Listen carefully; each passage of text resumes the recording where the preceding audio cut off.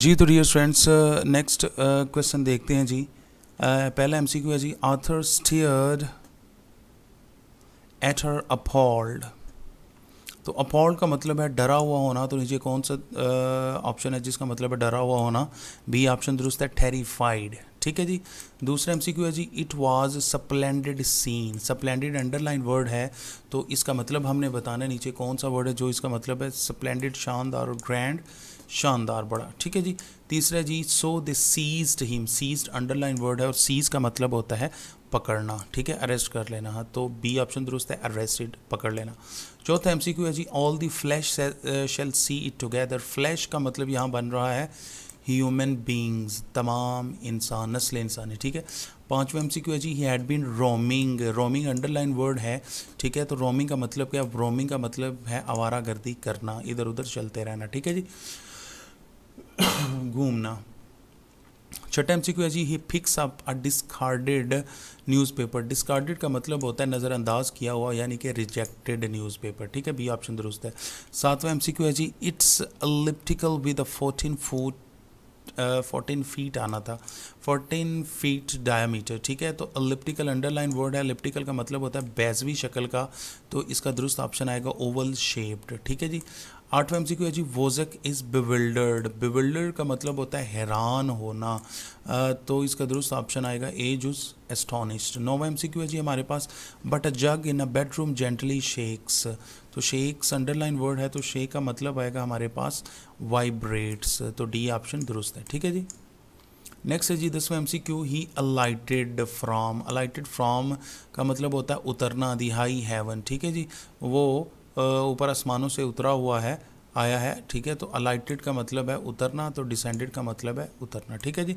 आगे है जी 11वां MCQ, the large woman was carrying. बड़ी जो खातून थी वो क्या साथ ले जा रही थी? तो अ लार्ज पर्स, दुरुस्त ऑप्शन है। ठीक है जी। 12वां एमसीक्यू है जी, Georgius hit on an ambition to be appointed.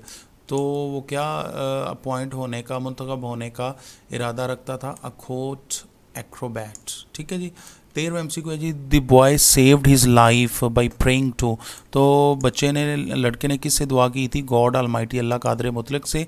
ठीक है जी। 14वां एमसीक्यू है जी, the girl was coming from. तो गर्ल कहाँ से आ रही थी? ठीक है, दी पार्टी, पार्टी से लड़की आ रही थी। 15वां जी, General Powers was thinking about. General Powers किसके बारे में सोच रहा था? तो बी ऑप्शन दुरुस्त है, वो अपनी प्रमोशन के बारे में सोच रहा था। नेक्स्ट है जी डियर स्टूडेंट, इसमें करेक्ट फॉर्म ऑफ वर्ब आपने इस्तेमाल करना है। ठीक है जी।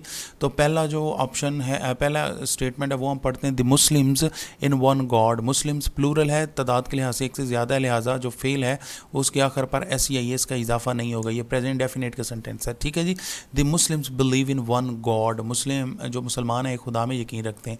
17वां एमसीक्यू है जी हमारे पास, 8 डे सिंस मॉर्निंग। तो जब भी जुमले में सिंस आ जाए, मैंने अंडरलाइन किया हुआ है, has been, have been, had been के बाद फील की चौथी फॉर्म आएगी। तो देखें ऑप्शंस में है हमारे पास जी, ये ऑप्शन हमारे पास डी ऑप्शन दुरुस्त है, क्योंकि has been, have been, had been के बाद फील की चौथी फॉर्म आई हुई है। ठीक है, इट के साथ हैज़ बिन आएगा। ठीक है।